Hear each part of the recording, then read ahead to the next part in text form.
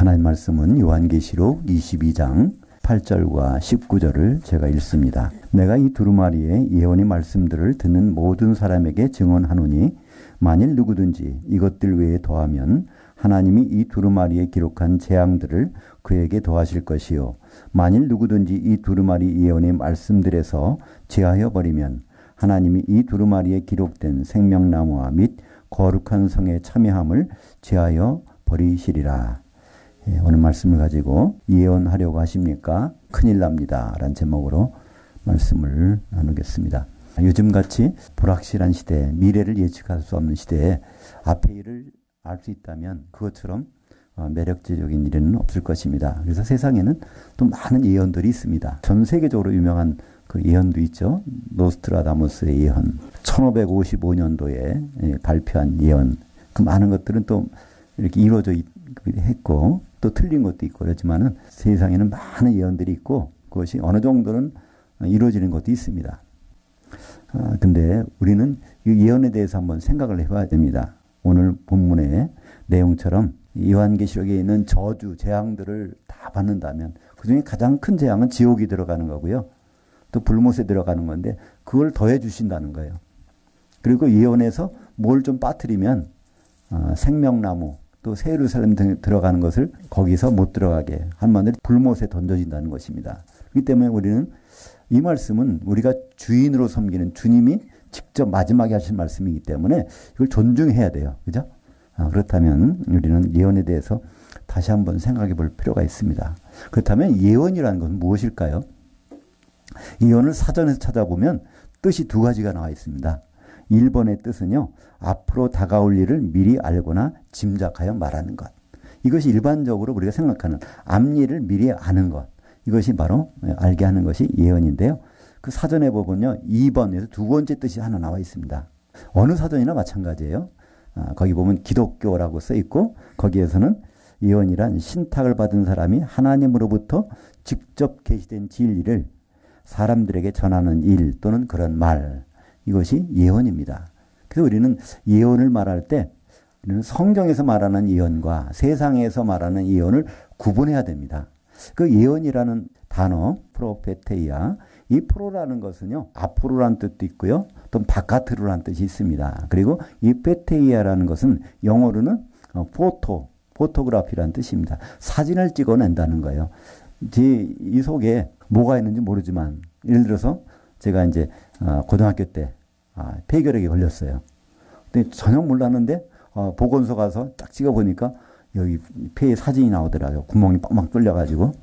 그래서 그 다음부터 이제 제가 공부를 못하게 됐었는데 한동안. 그건 전혀 사람 눈은 안 보이는데 그 사진을 찍어서 딱 보여낸다는 거예요. 그러니까 이 성경에서 예언이라는 것은요. 하나님의 속마음을 사진 찍듯이 찍어서 바깥으로 드러내주는 일. 이것이 예언입니다. 그러니까 미래 일이 될 수도 있고 현재 일이 될 수도 있고요. 지나간 일일 수도 있어요. 그건 시간적인 관계가 아니라 하나님의 속마음을 하나님의 뜻을 사람들이 밝히 알 수 있도록 사진 찍어서 보내주는 것. 그것이 예언이고요. 그런 사람을 성경에서는 선지자라고 말씀하고 있습니다. 그렇다면 하나님이 왜 예언을 주실까요?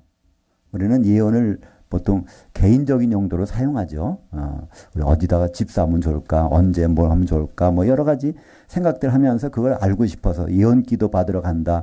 언제 내가 진급을 할 수 있을까? 뭐 이런 생각을 많이 하는데요. 성경에서 예언은 그건 개인용이 아닙니다. 교회를 위해서 주신 것입니다. 고린도전서 14장 4절에 보면 방언을 말하는 자는 자기의 덕을 세우고 예언하는 자는 교회의 덕을 세우나니. 그래서 이 예언은 교회의 덕을 세우는 것입니다. 이 덕이라는 것은 무엇일까요? 우리말로 덕이라고 번역한 것은 헬라어로 오이코도메오라고 하는 단어인데요. 이것은 오이코스라는 집, 도메오라고 하는 세운다, 집을 세우는 것입니다. 바로 하나님의 집, 교회를 세우는데 필요해서 주신 말씀이 바로 예언인 것이죠. 그래서 예언을 다른 용도로 사용한다면 우리는 연장을 다른 데로 사용하는 것과 똑같죠. 그죠? 의사가 그 메스를, 칼을 사람 살리는 데 쓰면 좋은데요. 그걸 강도가 들고 다른 데 사용한다면 이건 잘못된 거 아니겠습니까? 하나님 우리에게 예언을 주신 것은 그분의 결혼을 위해서, 그분의 아내들 교회가 준비되기 위해서 예언을 주신 것입니다. 그래서 바울은 예언을 장려했어요. 예언을 좀 해야 된다는 말이 성경이 여러 군데 나오는데요. 로마서 12장 6절에 받은 은사가 각각 다르니 혹 예언이면 믿음의 분수대로 하라. 고린도전서 14장 1절에 보면 사랑을 추구하여 신령한 것을 사모하되 특별히 예언을 하려고 하라. 그리고 고린도전서 14장 5절에도 나는 너희가 다 방언 말하기를 원하나 특별히 예언을 하기를 원하노라. 그리고 데살로니가전서 5장 20절에 보면 예언을 멸시하지 말라. 그러니까 예언을 해야 된다는 거예요. 근데 목적은 개인 용도가 아니라 이 교회가 한 몸이 되기 위해서 또 예수 그리스도를 맞을 준비가 되기 위해서 예언은 필요한 것입니다. 근데 그 예언이라는 것은요. 예언이 만약에 완전하다면요. 성경 이걸 이렇게 잘 들어보란 분별해보란 말이 없을 거예요. 그죠? 예언이 맞을 수도 있고 틀릴 수 있다는 거예요. 그런 말이 어디 있냐고요? 고린도전서 14장 29절에 보면 예언한 자는 둘이나 셋에서 말하고 다른 이들은 분별할 것이요.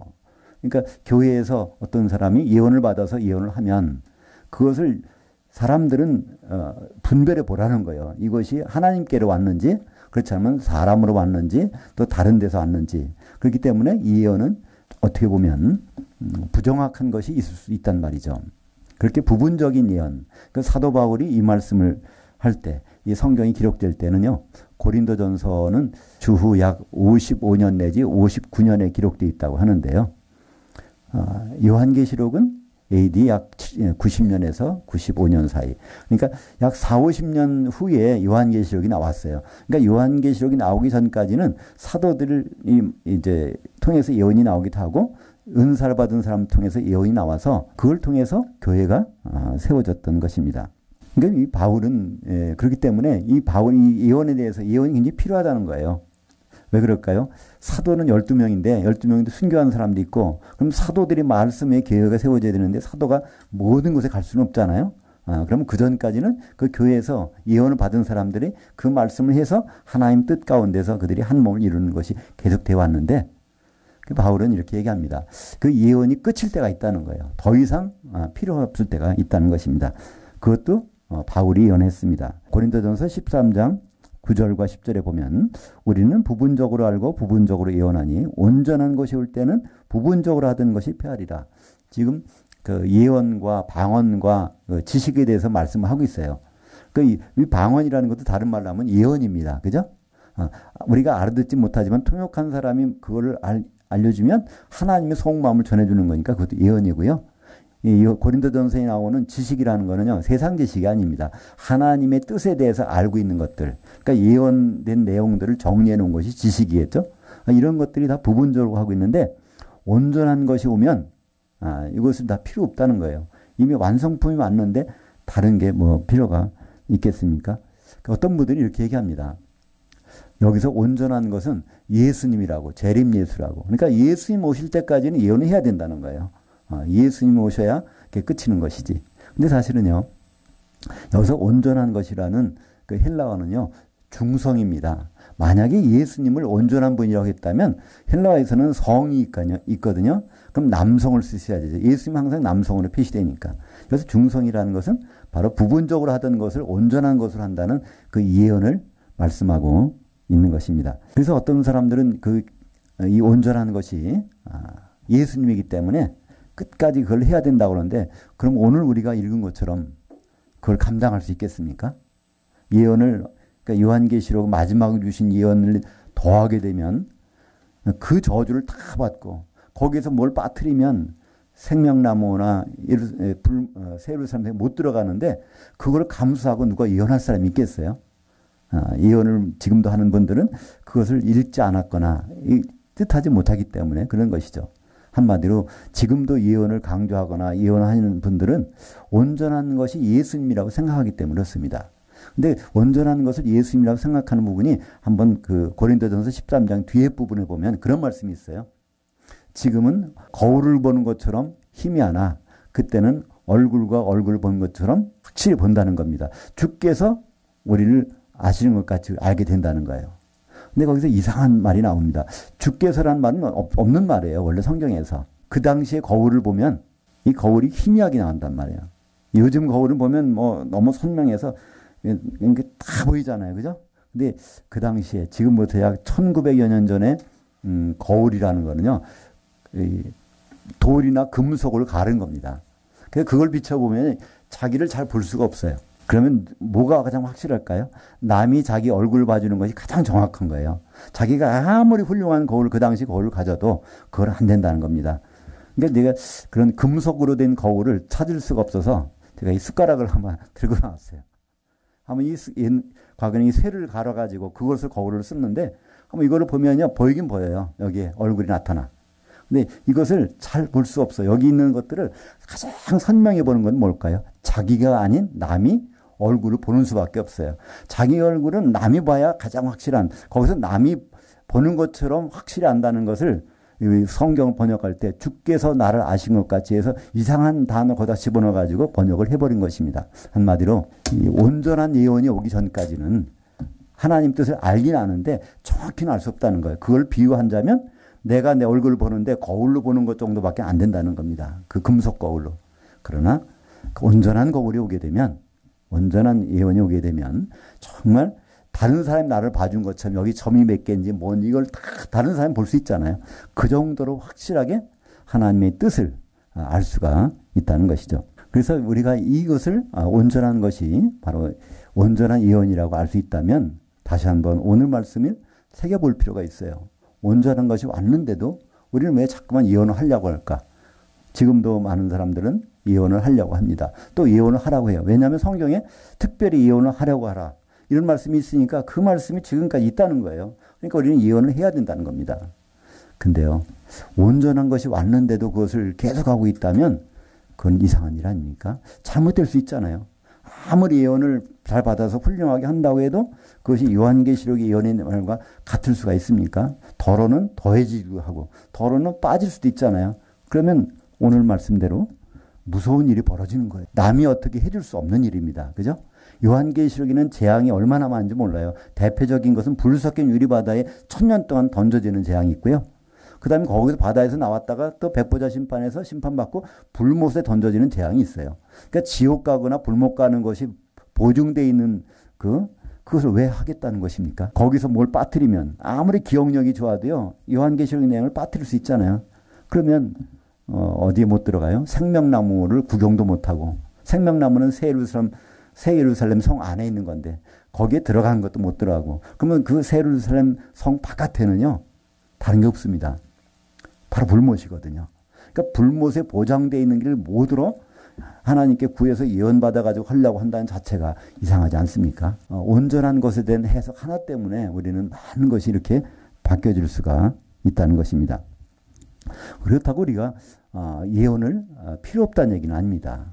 지금 이 성경 말씀은 이거 예언입니다. 왜 예언이죠? 하나님의 속마음을 우리에게 드러내는 것이기 때문에 이건 다 예언이에요. 그래서 우리는 이 예언에 가지고 우리는 접해야 되고요. 이 예언의 말씀을 전해야 됩니다. 그럼 예언을 하지 말라는 얘기는 뭘까요? 여기에 없는 내용을 추가로 더하거나 빼거나 하지 말라는 그런 얘기죠. 그래서 예언은 지금까지도 계속되고 있고 주님 오실 때까지 이 성경 말씀대로 계속 이루어지게 될 것입니다. 요한계시록 11장 3절에 보면 내가 나의 두 증인들에게 권세를 주리니 그들이 굵은 베옷을 입고 1260일을 예언하리라. 이것은 이제 교황권 시대를 나타내는 건데요. 추후 538년부터 1798년까지 약 1260년 동안은요. 이 성경을 볼 수 없는 시기가 있었어요. 왜냐하면 그때가 교황권 시대인데 그러니까 로만 카톨릭에서는요. 성경을 자기들이 번역한 라틴어 성경만을 다른 성경을 못 보게 했습니다. 근데 라틴어 성경 자체는요. 그 사제들도 이해를 못 한다는 거예요. 라틴어는 아는 사람이 거의 없으니까. 그러니까 결국은 성경이 다 감춰진 상황에 있는 것이죠. 그러나 하나님은 그 기간 동안에도 특별한 사람들을 통해서 이 성경을 보존해 주셔서 우리는 지금 갖게 된 것입니다. 그 예언하는 것, 하나님이 이 말씀을 가지고 예언한 것입니다. 그러니까 이 요한계시록은 지금부터 약 1900여 년 전에 완성이 된 후에 하나님은 다른 예언을 준 적이 없습니다. 만약에 하나님 다른 예언을 주셨다면 기록으로 남아 있어야 되잖아요. 근데 이 다른 예언을 주실 수가 없는 것이 하나님은 주시려고 해도 주실 수가 없어요. 왜 그럴까요? 오늘 우리가 읽은 것처럼 이미 선언해 버리셨어. 이 요한계시록에 있는 나오는 예언의 말씀을 더하는 사람도 안 되고 이걸 빼는 사람도 안 되기 때문에 누가 다른 사람 하나님이 예언을 받았어도 그거를 적어낼 수가 없단 말이에요. 그죠? 그 저주를 어떻게 감당하려고 그걸 적겠습니까? 그렇기 때문에 우리는 요한계시록을 다시 봐야 됩니다. 이 요한계시록에 빠진 것이 없다는 거예요. 하나님의 비밀, 하나님의 뜻을 우리는 몰라서 궁금하다고 그러는데요. 아닙니다. 요한계시록은요, 그 모든 내용들을 다 필요한 내용들. 만약에 요한계시록 없다면 그건 우리에게 필요 없는 것들이에요. 근데 요한계시록 있는 내용은 우리에게 필요한 일들을 다 기록해 놓은 것입니다. 그 요한계시록을 보면 1장에 그런 말씀 있잖아요. 사도 요한을 영으로 주의 날로 이끌려가서 거기서 주님을 인자를 보게 되는데 거기서 무슨 말씀하시죠? 내가 본 것과 지금 보고 있는 것과 장차될 일을 기록하라. 그러니까 사도 요한이 그 주님을 봤는데 주님이 어떻게 보이냐면 7 교회 한가운데 주님이 있는 모습을 봤어요.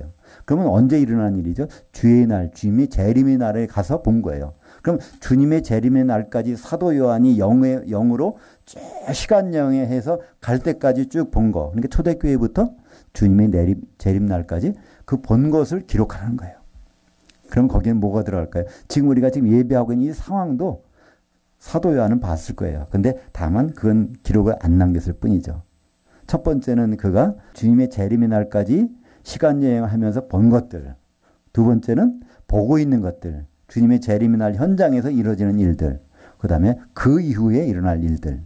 천년왕국과 백보자 심판과 새 예루살렘. 이 세 가지 부분을 기록하기 때문에 요한계시록에 빠진 내용이 없습니다. 다시 반복하면 초대교회부터 주님의 재림 때까지 그리고 주님의 재림의 날에 일어나는 일 그리고 그 이후에 일어나는 일이 다 있기 때문에 그것만큼 하나님의 계획이 드러난 것, 폭로된 것은 없을 것입니다. 그렇기 때문에 요한계시록이 있는 한에는 온전한 예언이 있으면요. 다른 예언이 더 필요 없다는 거예요. 다른 방언도 필요 없고. 그죠? 그러니까 예언과 방언과 다른 지식이 나쁘다는 얘기가 절대로 아닙니다. 이것이 완성됐기 때문에 요한계시록에는 더 필요한 내용이 없다는 그런 뜻입니다. 그래서 우리는 요한계시록의 내용을 통해서 주님을 준비하고 있는데 고린도전서에 보면 다 방언, 예언, 지식 다 패야지만 뭐가 있어야 된다고 그럽니까? 믿음과 소망과 사랑 이 세 가지 있어야 된다는 거예요. 그러니까 요한계시록이 완성됐다고 해서 믿음이 없으면 되겠습니까? 그죠? 소망이 없으면 되겠습니까? 사랑이 없으면 되겠습니까? 이 세 가지는 주님 오실 때까지는 항상 있어야 되는데 그 중에 제일은 사랑이라.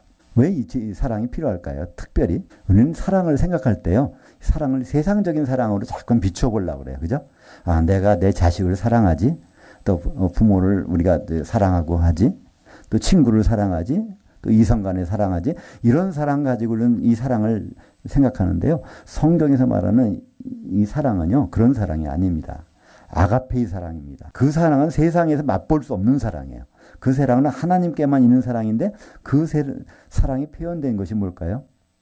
바로 독생자이신 예수님이 이 땅에 오신 것, 죽으러 오신 것.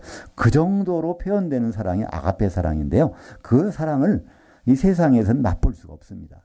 근데 우리는 그 사랑을 가져야 돼요. 왜 그럴까요? 그 사랑은 성령을 통해서 주시는 사랑이기 때문에 그렇습니다. 갈라디아서 5장 22절에 보면요.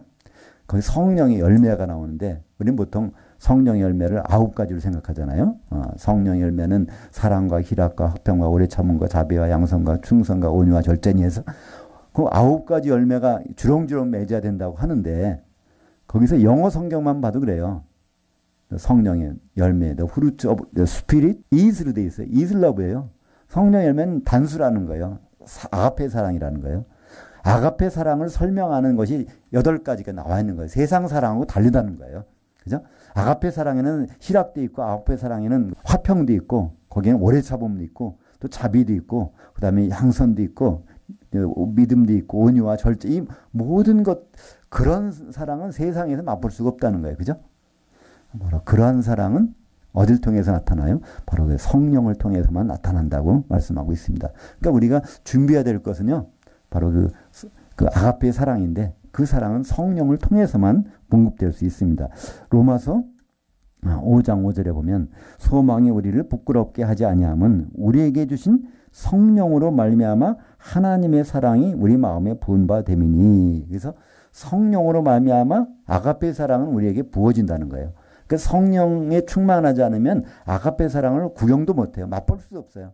그러나 성령이 충만한 곳에 있으면 아가페 사랑 속에서 우리는 살고 있고 그 성령의 기름이 바로 예수님 만날 때 우리에게 아주 요긴한 것이죠. 사랑하는 여러분, 온전한 것이 이미 왔기 때문에 예언도 폐하고 방언도 폐하고 지식도 이제는 폐하해졌습니다. 그 말씀은 예언도 필요 없고 방언도 필요 없고 지식도 필요 없다는 말이 아닙니다. 바로 이 온전한 예언 속에 그것이 다 포함되어 있기 때문에 더 새로운 다른 예언이 필요 없다는 거예요. 새로운 다른 방언이 필요 없고 새로운 다른 지식이 필요 없다는 것입니다. 바로 이 마지막으로 주신 바로 예수님의 계시, 이 계시 안에 모든 것이 포함되어 있다는 것입니다. 근데 우리는 아직도 많은 것을 더 알려고 하고 다른 걸 추구할 때가 있습니다. 그걸 성경에서는 뭐로 비유하죠? 그걸 염소로 비유하잖아요. 그죠? 마태복음 25장에 보면 거기에 이제 주님이 오실 때 세 가지 장면이 나옵니다. 열처녀의 비유로 신랑을 기다리는 신랑이신 주님을 기다리는 열처녀, 그 주인을 기다리는 그 종들, 달란트를 받아가지고 갖고 있는 종들, 또 목자를 기다리는 그 염소와 양들. 그런데 그 중에서 바로 양과 염소를 나누시잖아요. 양의 특징은 뭘까요? 그 주인이 주는 것만 받는 거예요. 그죠? 이 염소의 특징은요, 이것저것 다 먹는 거예요. 주인이 주는 것만으로 감당이 안 돼. 다른 거 다 거기서 구분하는 장면이 나오는데요. 우리는 주님이 주신 온전한 예언 속에서 그거로 만족하고 사는 것이지 다른 것이 필요가 없습니다. 심지어는요, 구약 성경도 우리는 참고서밖에 안 돼요. 왜냐하면 너희는, 교회는 에베소서 2장 20절에 사도들의 기초석 위에 세우심을 입은 자들이라는 거예요. 이 사도들의 기초석이 뭡니까? 사도들이 기록한 신약 성경이잖아요. 구약 성경은요, 참고서입니다. 구약 성경은 용도가 따로 정해져 있어요. 요한복음 5장 39절에 보면 바로 너희가 성경에서, 구약 성경에서 영생 얻어보려고 연구하고 있는데 구약 성경은 바로 나에 대해서 증언하는 책이니라. 그러니까 예수님을 알기 위해서는 구약 성경을 봐야 돼요. 그러나 예수님을 만나서 신부가 되기 위해서는 신약 성경만이 기초석이 돼야 됩니다. 다른 것이 들어가면 될 수가 없다는 겁니다. 그건 불순물이기 때문에 그렇습니다. 유대인들은 성경을 잘 아는 사람들이었어요. 그들은 성경으로 사는 사람들이잖아요. 근데 유대인들은요, 지금도 뭐하고 있습니까? 메시아를 기다리고 있는 사람이에요. 메시아의 초림도 인정 안 하는 사람이고 지금도 기다리고 있어요. 그죠? 우리가 요한계시록 온전한 예언이 왔는데도 온전한 것이 올 때까지 우리는 예언하고 방언합시다 하는 거는요, 온전한 걸 줬는데도 한다면 이상하잖아요. 그리고 그것이 그대로 끝나는 것이 아닙니다. 예언하고 방언하고 한다고 해서 그것이 요한계시록의 내용을 더하거나 빼게 되면 그거는 어떻게 감당을 못 하잖아요. 그죠? 우리는 성경이 다 중요한 말씀이고 확실한 말씀이지만 우리는 성경에는요, 어떤 순서가 있습니다. 세상 법도 마찬가지잖아요. 세상에 여러 가지 법이 있는데 가장 우리가 관심 가져야 되는 법은요, 최근에 개정된 법입니다. 오늘 이런 법이 있다고 이것이 개정되면요, 지금까지 있는 법은 별 필요가 없어요. 개정된 법을 지켜야 됩니다. 새로 나온 법을.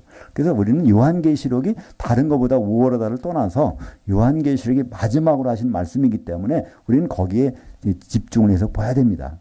그리고 다른 내용은 다 요한계시록 내용들을 향하여 준비된 것이기 때문에 그렇습니다. 지금은 어떤 다른 예언을 하거나 그걸 듣거나 받거나 그런 일을 할 때가 아닙니다. 오늘 우리가 읽은 요한계시록 22장 18절과 19절을 한번 같이 읽겠습니다. 내가 이 두루마리의 예언의 말씀들을 듣는 모든 사람에게 증언하노니 만일 이 누구든지 이것들 외에 더하면 하나님이 이 두루마리에 기록된 재앙들을 그에게 더하실 것이요. 우선 18절 한번 볼까요? 이거는 예수님이 직접 하신 말씀이에요. 마지막에, 성경 마지막에, 마지막 장에. 근데 여기에서 뭐가 더해지면, 그러면 이 요한계시록 내용에서 더해지지 않으려면 어떻게 될까요? 요한계시록 내용을 알아야 돼요. 여기 모르면요, 자기도 모르게 더해질 수 있어요. 그죠? 그리고 19절 볼까요? 만일 누구든지 이 두루마리 예언의 말씀들에서 제하여 버리면 하나님이 이 두루마리에 기록된 생명나무와 및 거룩한 성의 참여함을 제하여 버리시리라. 그러니까 요한계시록을 제대로 모르면요. 자기도 모르게 여기서 이렇게 빠뜨릴 수가 있어요. 제하해버릴 수 있단 말이에요. 근데 그렇게 되면 이렇게 하시겠다는 주님의 약속이 있어요. 그래서 우리는 요한계시록은 우리가 어렵게 생각하고 두렵게 생각하는데요. 그렇지 않습니다. 요한계시록이 주신 목적이 뭐라고요? 요한계시록 1장 3절에 보면 이 말씀을 읽는 자와 듣는 자들과 이것을 주목하는 자들에겐 복이 있나니 복 주시겠다는 거예요. 그죠? 이 복은 세상 복이 아니라 주님을 만나서 헤어지지 않고 영원히 가는 복. 이거를 받는 방법은 요한계시록을 읽고 이것을 듣고 그것을 우리말 성경은 지키는 자라고 되어 있는데요. 이거는 어떤 행동으로 지킨다는 뜻이 아니라 주목해 본다는 뜻입니다. 요한계시록의 내용이 어떻게 진행되고 있을까? 우리는 세상 정세에 궁금하잖아요. 북한이 지금 핵을 포기할까? 뭐 언제 쳐들어올까? 미국이 어떻게 할까? 궁금하잖아요. 그죠? 근데 우리는 그걸 지켜보는 거는 잘하는데 이 요한계시록의 내용을 지켜보는 건 별로 안 본단 말이에요. 그러니까 이런 세상의 정세가 변할 때 그 정세를 우리는 요한계시록을 통해서 그걸 지켜본다면요. 오히려 하나님이 미리 하신 말씀 가운데서 이런 일들이 벌어지고 있구나. 그러면 우리는 마지막에 어떻게 될까요? 성도가 이 세상을 이기는 것이 아닙니다. 요한계시록 13장의 그 6절인가요? 거기 보면 그 짐승이 성도들을 이기더라 이렇게 돼 있어요. 다니엘서도 마찬가지입니다. 다니엘서 12장 보면요. 그 7절에 보면 바로 성도들의 권세가 깨지기까지 그런 일이 벌어진 다음에 주님이 오시겠다는 거예요. 그래서 우리는 세상의 정세를 보면서 당황하고 두려워할 것이 아니라 이러한 것을 계획하신 그분이 이루어 나가는 것을 우리는 요한계시를 통해서 보면서 오히려 감사하는 거죠. 주님이 미리 이런 말씀 해주셔서 우리는 흔들리지 않고 넉넉하게 이걸 이길 수 있구나. 심지어는 죽을 수도 있다는 거예요. 요한계시록 14장 13절에는 이제 이후로 주 안에서 죽는 자들은 복되도다 그럽니다. 왜냐하면 그들이 잠시 쉬었다가 이제 나를 만나서 영원히 갈 것이기 때문에 그렇게 말씀하기 때문에 그런 말을 못 들었을 때 참 불안하잖아요. 근데 그런 말을 내가 듣고 보고 한다면 주님이 이런 말씀하셨네. 그럼 심지어 죽는 수도 있는데 그것이 복이 있다는 거예요. 주님이 다시 살려서서 주님과 영원히 같이 가시겠다는 말씀. 그러니까 요한계시록은 한마디로 위로의 말씀이고요. 복의 말씀이고요. 요한계시록 안 볼 때보다 요한계시록 보게 되면 그럼 우리가 불안이 없어져요. 모든 거 이해가 간단 말이에요. 왜냐하면 과거와 현재와 미래까지를 다 합해서 우리에게 주신 말씀이기 때문에 그렇습니다. 우리가 절대로 피해야 될 것이 앞으로 있어요. 그것은 지옥과 불못입니다. 이건 이제 지금 세상에는 그건 못 만나요. 아무리 지옥 같은 세상이라고도 아니에요. 이 세상은요, 그 정도가 아닙니다. 지옥은 따로 있어요. 지옥은 어떤 곳이라고요?